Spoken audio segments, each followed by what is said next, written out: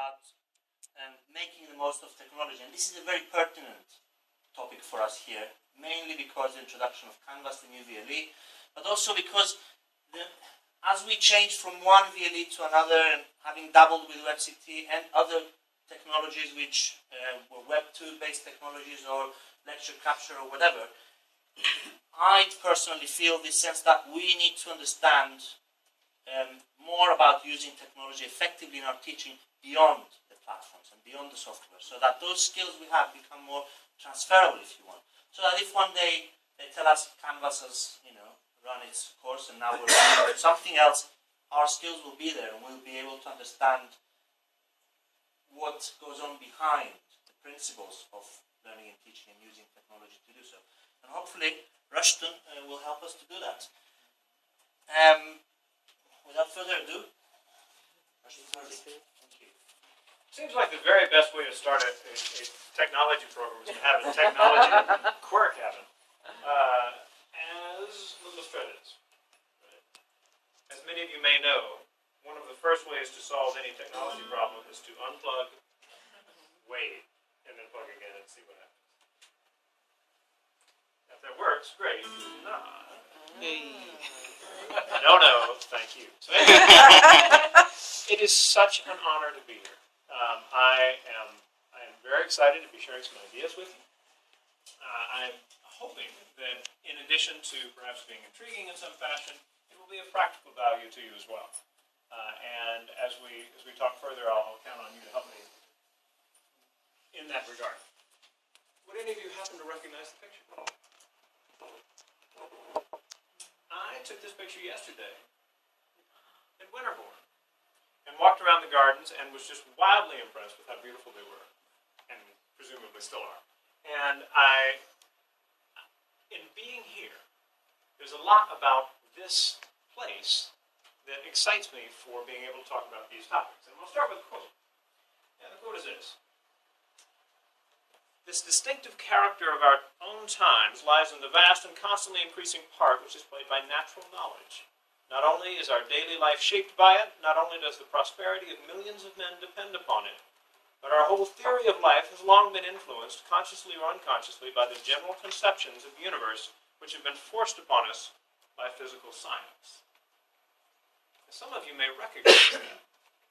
That comes from a talk by Thomas Henry Huxley when he gave the founding lecture at Mason Science College, which has become the University of Birmingham. And during lunch yesterday, as I was sitting in the little tea room at Winterbourne, looking out over the gardens in the rain, it was beautiful, I read through the essay and found that there was a lot about it that I thought would apply to where we live as well. I'm going to reread the quote, but this time I'm going to change it just a few words. "This distinctive character of our own times lies in the vast and constantly increasing part which is played by technology.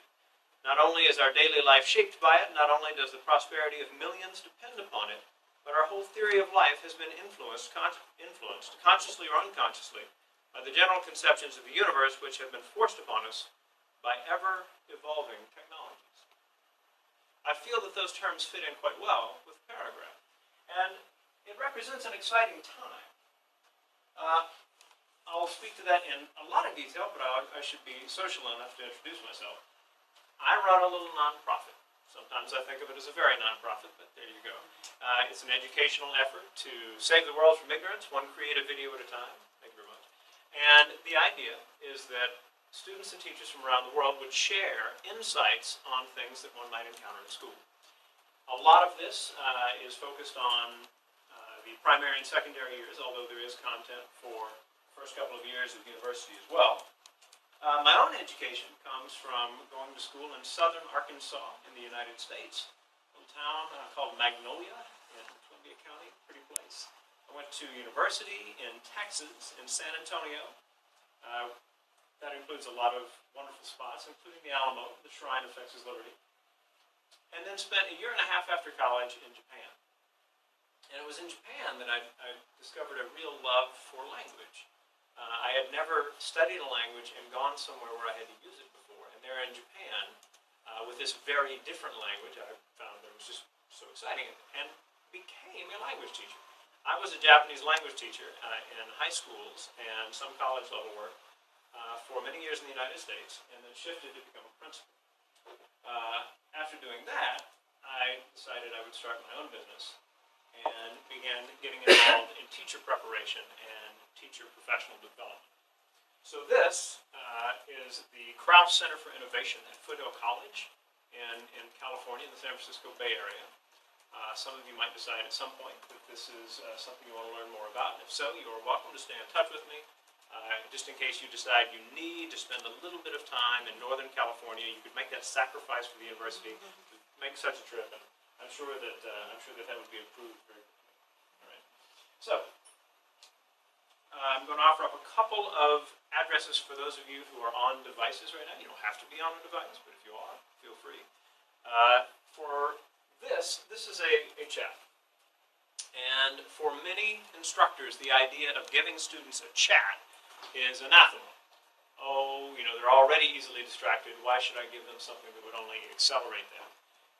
As it is, I would say that probably all of you at one point or another in your instruction will turn to your students and say, I'd like for us to discuss X or Y or Z. And the problem with that is that many of your students, upon hearing that, immediately decide, not me. You have your little discussion, I'm not involved.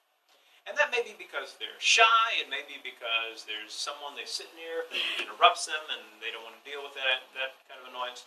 There are any number of possibilities there. However, I want you to be able to share your ideas, because when you share in this kind of setting, you may find that someone who is thinking about something I say in one part of the room adds a little thought to the chat. You see it in the chat, and you stop and you say, oh, that's brilliant. And that might be twice as valuable as anything I say during the course of the lecture. That's a way of tapping into the expertise that's all around the room. No matter what you teach, there are perspectives among your students for what they're learning that would be of value in how you think about what you present and how you do so. So this is the tool that we'll use. If you don't, again, totally fine. I'm going to assume everybody's got that at this point. If not, it will pop up again in a minute. And then I also have a resources page for you. This is a collection that I have been gathering for years, not thousands and thousands of freebies, but my goal is to find the really useful ones and to include with a link some description of what you might do with it. So by going to this page, you'll see a division into 4: digital media, collaboration, sources of inspiration, and everything else. And you are welcome to use those to your heart's content.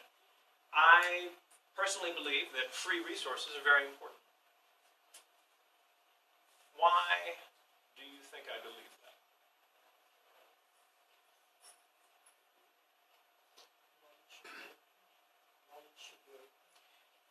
Having things open makes a big difference. Essentially, yes. What I believe is that students who don't have a barrier of cost when they see powerful tools will quite quickly take their own initiative to try those tools out themselves. I asked that question in a lot of schools in the United States, and they turned to me and said, we don't have any money, right? We ain't got no money. Therefore, free is important. And that's true. Anemic budgets are a good reason for free tools. But that connection to be able to use the things that are out there is, I think, the more powerful piece. Now, as I start into this, let me say this. It might even be considered mildly cheeky of me to walk in and to start quoting, the person who did the founding address of the university. I want to assure you, I have limitless confidence in my lack of omniscience, and everything that I share with you comes from perspectives that I see as I work with educational systems, mostly in the United States, but in some other places as well. And I will count on you in discussions we have perhaps going forward to let me know to what degree it may apply in your setting.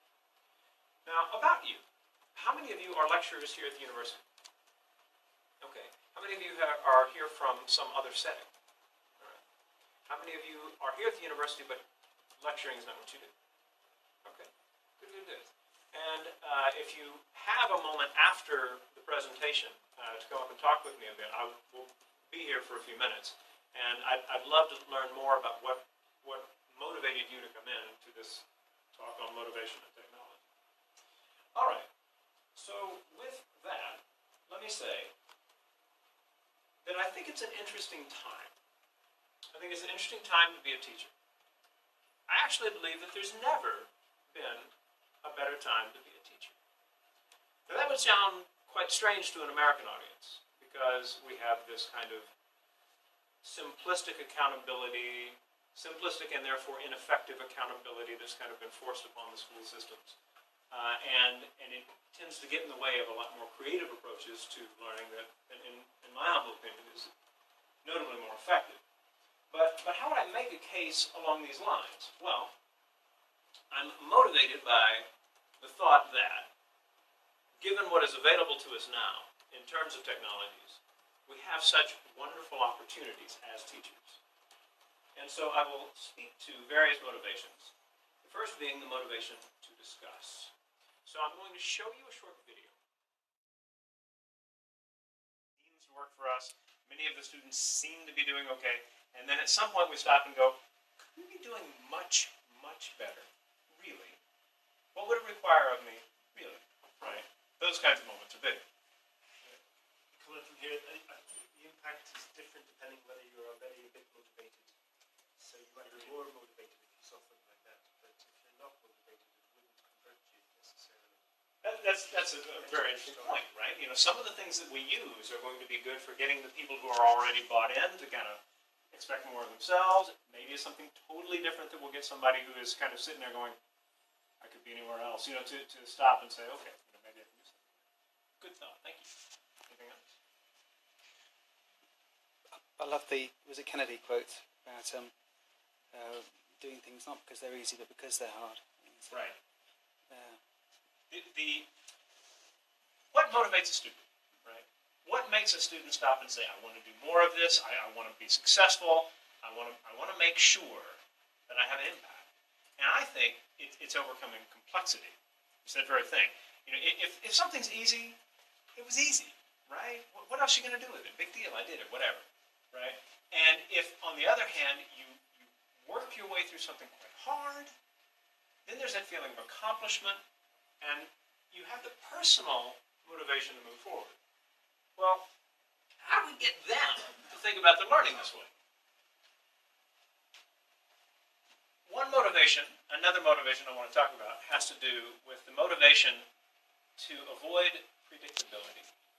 All right.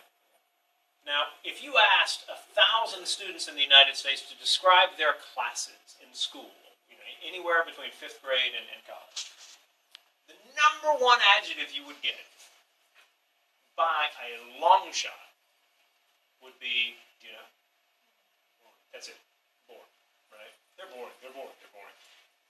I actually believe that students aren't being accurate when they say that. Yes, they may find that they're bored, but it's not because the material itself is boring. I mean, you have people who are passionate about these topics, however good they are at conveying that passion, stepping in and talking about things that are quite interesting. The problem I think that most students encounter in their learning is that their learning is not boring, it's predictable. And what teachers do when they step into the classroom is kind of already on their radar. They know there's going to be a little of this, maybe a lot of that, and they sit there, they do this, maybe it's not very active. That predictability is boring. So why do I put all these images up? I believe that one of the great ways of getting students to break out of that sense of knowing what's coming, that predictability that moves them into a lower gear, right, that way, is to do things like bring out media. I want to show you a picture. If I say I want to show you a picture, you don't know what's coming. You don't know if that picture will be of people you've met, people you've never met, aliens, the present, the past, some vision of the future. It may be that it's something that doesn't even conform to the rules of physics. Now that's interesting. But any given image coming up, use images as a way to break predictability, to get them stopping and to stop and be curious. What's coming?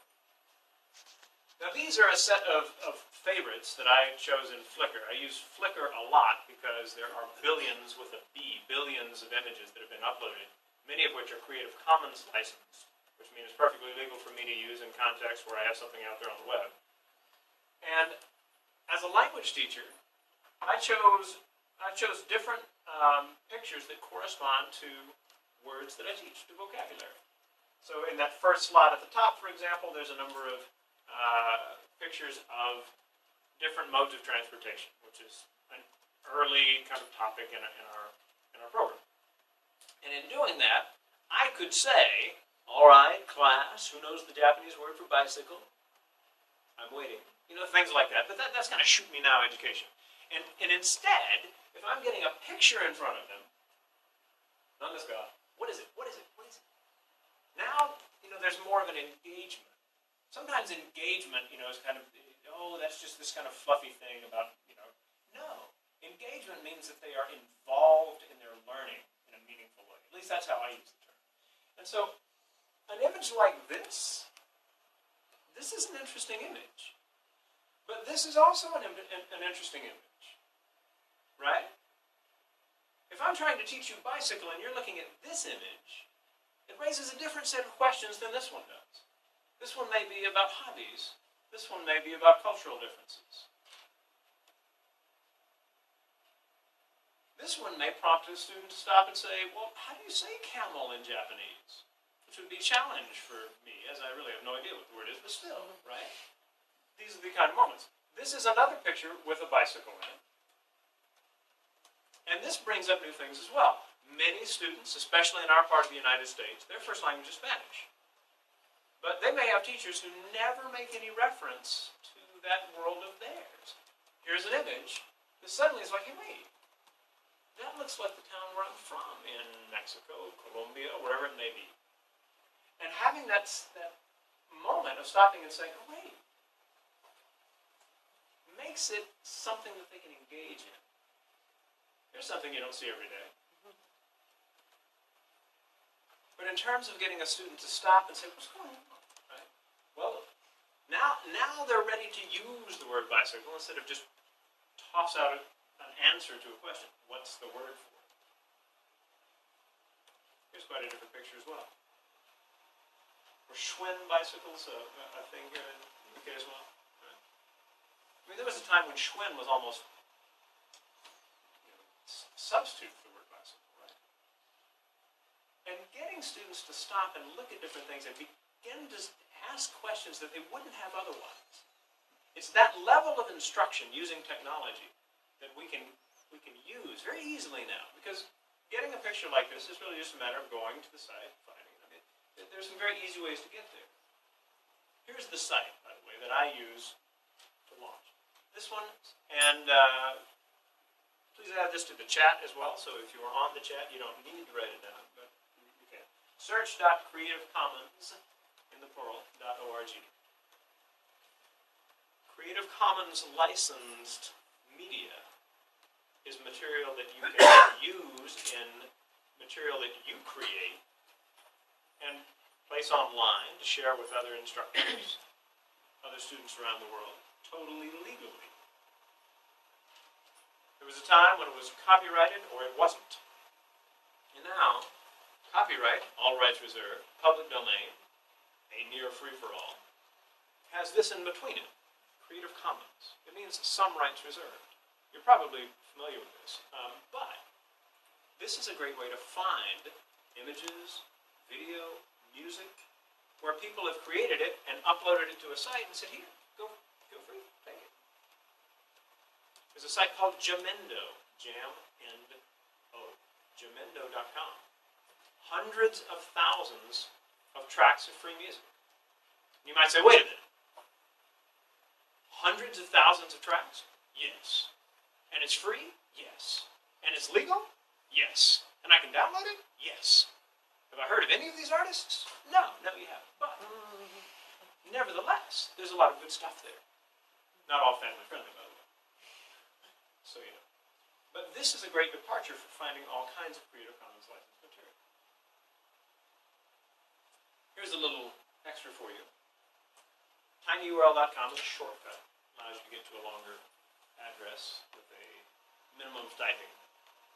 tinyurl.com/nv citing sources is a 2-page document I created which will help you learn to go to a Creative Commons licensed search like the CC search we saw before, find an image, and download it with the citation information in the file name as you download it. As in, you're not trying to go back later and say, well, I need to cite that picture. Wait, where was it? I found it before. Maybe I'll make it up, this kind of thing. And if instead, you're in a pattern where what you do is when you download something, you get the citation information in the file name. Easy. Something you are very welcome to use. If sharing it with colleagues or students or family members or strangers on the street, enhances your life in any particular way, feel free. So, why do we use these things? To engage students, I think, in order to motivate them to be creative. Creativity is a big, whopping deal in terms of learning anything. That chance to take an assignment, for example, and to do something unusual with it. How often do we as instructors give assignments and we tell the students, do it this way? I mean, what are we there to do? We're there to help them learn. Or are we there to make them do it this way? I mean, if they can get from here to there, where they can show mastery of the content, but they did it this way, does it really matter to us? Sometimes, perhaps, fine, but not all the time. I do a lot of presenting to teachers, but I also present to students. And a while back, a school contacted me and said, we'd like you to come and speak to our staff. I said, oh, I'd be happy to do so. Let's check the calendars. When were you talking about? Determine the time I was available. I said, great. Now, where is your school? He said, Milan, Italy. My response was something like, well, twist my arm. I think I could go to Milan, right? How cool is that? And so I went and worked with the staff. Great people, totally interesting. And they said, okay, we're going to bring you back next year, but we want you to present to the students. I said, all right, well, let's do it. And so I took them through a bunch of creative exercises. Now, this was one of them. So I want you to take a look at these 2 pictures. We've got 2 pictures on the board right now, right? At your tables, we're going to take about 2 minutes to do this. See if you can come up with anything. Come up with a story that combines what's on the left with what's on the right. Go. This kind of thing gets people moving out of their box a little bit, right? Stopping and talking about ways of thinking about who we are and what we do, all that kind of stuff. When I did this with the students in Italy, I got a lot of things you might expect. Okay, well, that's a magic train. We'll take it where you want to go. The guy in the middle wants to go. That kind of thing. Fair enough, right? Just after lunch, perhaps not in consequence of it, one of the students said this. Okay, our group decided this. This picture, this is the present. And this picture, it's the past. And in the past, they dreamed about being able to travel on things like subways and trains. But in the present, they dream of the peace and simplicity of the past. I was knocked over. That was so cool. I was like, oh my God, that's fantastic. That's great. Wow, anybody else? Nobody. Not after that. Later that day, I'm presenting to their staff and talking to them about what I've been doing with the students all day, right? And in doing that, I showed them this, put them through the exercise, and then told them the story of their students' interpretation of the pictures. And when I told them that story about the past and present, they burst into applause to celebrate the creativity of their students. And I was floored. It made me stop and think. When was the last time at the school where I last taught that we burst into applause for our students, right? Their creativity. And I never seemed to be the answer to me. And I thought, that's such a shame. Because that answer, it's a great answer. It's a great answer. And it struck me that what we do in our classes often focuses on getting students to give us the right answer. And it may be that in focusing on the right answer, we're depriving them of the chance to give us a great answer. And it's what we want. We want to go home at the end of the day and turn to our significant others and say, you got to hear what this student came up with. There have to be those moments where we're excited by hearing other people's perspectives on what we do, which doesn't tend to happen via do you or don't you have the right answer. There needs to be a moment in the class where that is possible. Now, we look at something like this, because if we're trying to pull these kinds of questions from the students, we have to stop and say, okay, well, there's a problem with technology. And the problem is this. The mere mention of the word can turn absolutely normal teachers into total stress cases, right? Shocking but true, right? Technology. Now, the problem, of course, is that it's the pace of change. Technology is changing so rapidly. And if anyone in this room knows everything there is to know about educational technology, every last thing, 5 minutes from now, you're behind. Which means we can never catch up. Which means don't worry about it at all. Find the things that are fascinating, that work well for you, and take a shot at using those. Totally fine. You are absolved of any guilt otherwise, right? That brings us to these moments where we can start and stop and say, okay, well, what does it mean to do what we do then? Here's another way of looking at that thought. This is a commercial that and a lot of teachers would say, I'm that lamp.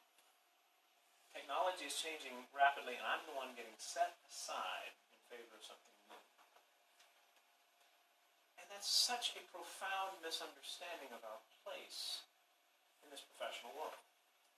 We're not the lamp. We're the light, yeah? The kids, they may be 23, right? 40, walk into our class and they need what we give them, which is certainly content, but it's also the confidence that they can do something with that content, that they're capable of some moonshot thinking of their own, right? What we do in simply greeting people as they walk into the room may be at least as impactful as what we teach. How many students walk into your class, you at some point pull them aside and say, hey, that answer you gave in class today was really interesting, good job. And you stop and you think, is that going to be the most wonderful thing that student hears all semester? Maybe so. Maybe so. It may be that the personal life of that student is such that they never hear that kind of encouragement. And yet we're right there. And all we have to do is try different things out to see what comes up and share a good word with them. It's an interesting time.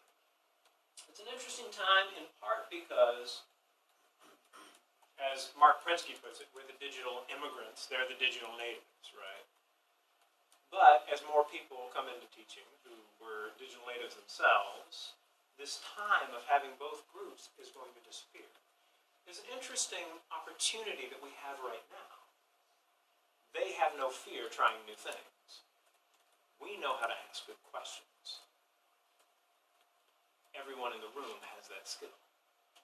You can ask a good question. You may or may not know technology, or this or that or whatever, but you can ask a good question. And therefore you can learn with the student, which is as powerful an opportunity, educationally speaking, as anything I can point to. This is also an interesting time, by the way, because it is a time where you might be motivated to break free. See what other people have done. This is my little nonprofit. The videos are about academic topics and careers, about different parts of the world, and the joy and meaning that come from serving others. Right? Feel free to take a look. Let me know what you think. Say, I'd really like to see some videos about this or that. I'd be happy to work with you to see if your students might create those videos and we can highlight them on the site. Happy to do so. You may have seen this page before. This page once, twice, right? Do you use this to save yourself a lot of time? I hope you will. What's something that, what's an important topic you will be teaching at some point this term? Just anybody. Some important topic you'll teach.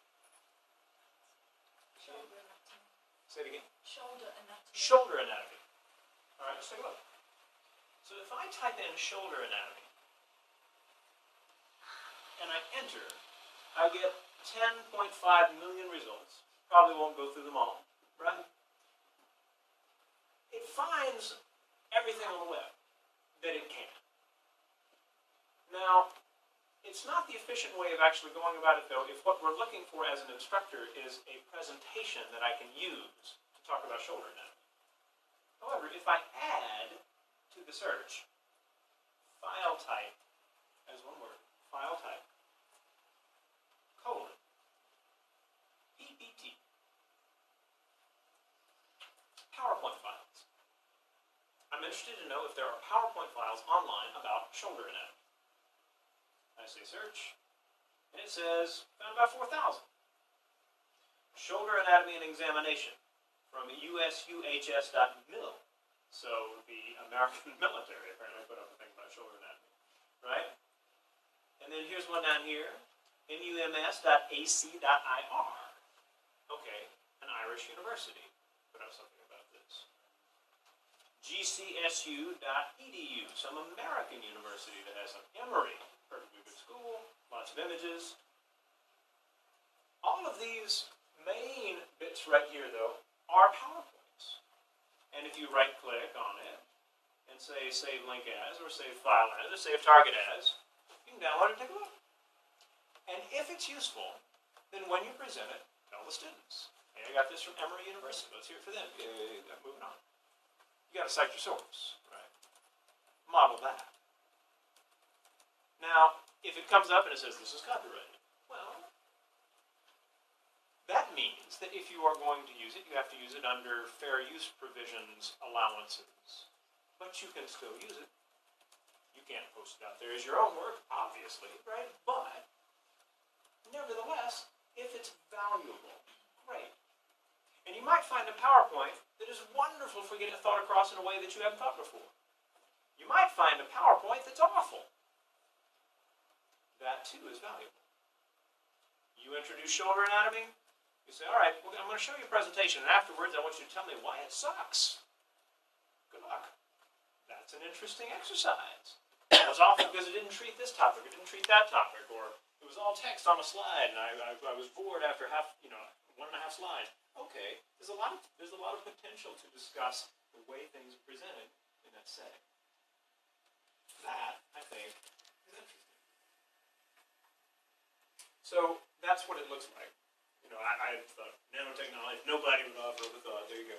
Right. So file type colon and then PPT or PPTX, something a little more recent perhaps, or PDF if you're looking for a handout.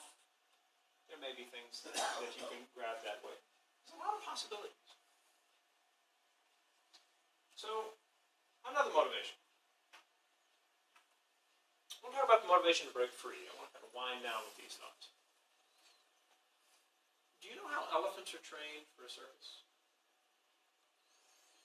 When they're baby elephants, they'll take them and they have them balance a ball or whatever they're doing. And then at night they bring them back and they'll chain the leg to a post. Now initially this is quite traumatic for the elephant. It tries to break free, it can't, it hurts, cries. After a couple of nights of this, they stop fighting it. They realize that they will experience no pain if they just sort of sit there with a chain on their leg.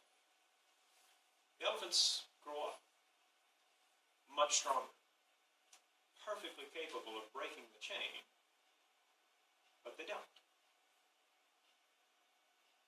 Which raises the question, a question I ask teachers a lot. What's your chain? What is that thing that needed to be a part of how you decided to teach when you got started, but you really don't need anymore? You can set it aside, no problem at all. What is that thing? I think that all you really need to use technology well is the vision to do it. How do you translate something that's interesting to you into action? And I bring this up because you've actually probably seen a video with this guy in it before. When YouTube kind of got going, there was a video that went viral about this guy who did this kind of strange little dance in front of famous places around the world.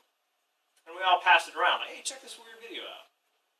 Well, he got contacted by a company that said, look, we'll pay you to travel around the world and do that dance.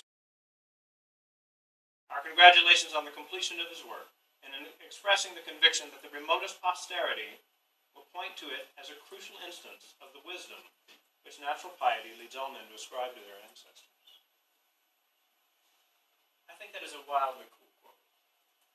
And I think it is our opportunity as instructors to generate an awareness of those instances, that crucial wisdom.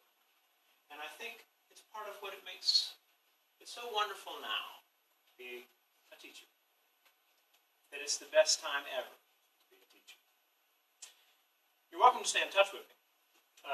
Here's my email, the website for my little Save the World gig. I'm at RushtonH on Twitter. Marcus actually has been in touch with me already, so if you need, that way we can do it. Those of you interested in service, that's my Rotary Club. I was a little late to Instagram, so instead of at RushtonH, I was at Rushton was taken, right there. There's the resources one again, and the newsletter. Now, in doing what I do, I like to gather things for others. And the newsletter includes free tools that I run across, good reads, things that I think is inspiring in some fashion, and new videos that go up on our site. And I finish the newsletter the same way every month, and I'll finish this talk with it now. May you inspire and be inspired daily. Thank you so much for having me.